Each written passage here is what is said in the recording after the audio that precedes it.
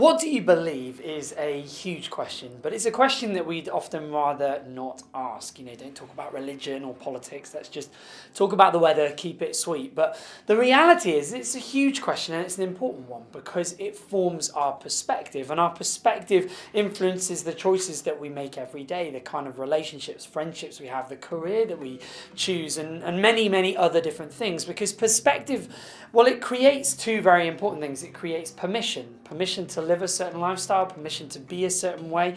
It also creates pressure to live a certain lifestyle. But importantly, our perspective often gives way to our preferences.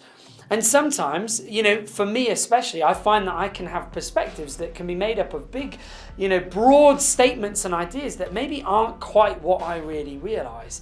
And when it comes to the conversation about faith in God or Christianity, one of the broad statements that I've heard many times has been, well, I don't believe in God, I'm not interested. Science disproves God's existence anyway. But the problem is that that statement isn't quite right, and certainly maybe there's more to it than we first think about. Brian Cox, a very famous British scientist, I think he's an agnostic, but certainly doesn't have a particular faith or religion that he adheres to, says that there's a real naivety in saying that science disproves God's existence. He says that science isn't really asking the grand questions, more the small detail ones. And so here we have a science saying that actually science can't really disprove God because it's not actually asking the questions needed answered in order to do that. We've got to ask the questions of our origin, where do we come from, our meaning, our purpose, why am I here, morality, and importantly destiny, where am I going? There's far more philosophical, ethical, moral questions that really need to be answered in the question of God's existence. And so science alone can't disprove God, but actually also science isn't really trying to or wanting to. The second thing that often people will say is, well, science offers us a fact-based reality, whereas religion and Christianity, it's just merely faith. But the problem with that is that, well, science requires faith as well. And that sometimes really frustrates people. But actually it does. We need to have faith in theories that, they're constantly evolving, sometimes changing. We have to have faith in practices and research methods that sometimes dramatically change and actually change what we thought was a fact 50 years ago. We have to have faith in scientists that they're telling us the truth for the right reason. And I'm not saying that that's a bad thing to put our faith in, but I just think we need to level the playing field.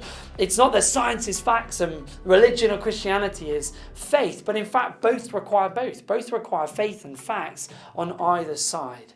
And so that really brings us to probably a provocative question. If we're going to throw God out of the picture and say that the world around us is simply just down to the physical nature and adopt a scientific, atheistic view of the world around us, I think that creates a problem for us, because I think that certain thinking within that cuts against what we would call reasonable or rational or logical thinking we employ every day. And just think about these three things we'd have to adopt. In some way, shape or form, we'd have to adopt the idea that nobody plus nothing equals everything around us. And that's just not thinking that we would accept as rational or reasonable or logical in any other setting. Imagine you're in a court of law and the defense lawyer gets up and says, Your Honor, it wasn't anybody who actually did it, nothing contributed to it, it just happened. We wouldn't really accept that as reasonable or rational or logical. And yet in the question of God, perhaps we're moving in the direction of thinking that way. Also the idea of order coming from disorder. If I came to you and said, I'm going to make an invention and it's going to be sophisticated, have its own consciousness, and you said, well, how are you going to do it? I want to invest in this. And I said, well, I'm going to take all the ingredients, put them in a bucket, blow them up and wait. Whilst that's a bit of a crude example, you wouldn't think that that's a really rational or reasonable or logical approach to making something as sophisticated as, you or me. And yet there is something that we've got to accept, that it's just simply time plus matter plus chance. Again, maybe that's not as rational or reasonable as we think. Admittedly, I'm bringing these things in a very simplistic way, but there's a big picture that we're zooming out to here. Or perhaps even just probability. In life, you and I would take the best odds, wouldn't we? The probability of you being you is 1 in 10 to the power of 2,685,000. And so the probability of us literally being here with no purpose, no meaning, well, is that as rational as perhaps it first sounds? You see, I think if we have to throw God out of the equation completely, we must embrace a way of looking at the world around us that cuts against our everyday logic, our everyday rational thinking, our everyday reason. And so with that in mind, I want to challenge you and ask you to watch the message. I want to ask you to maybe just lay down your assumptions and come back to that question of what do you believe? Because at the end of the day, you've got nothing to lose, but maybe much to gain.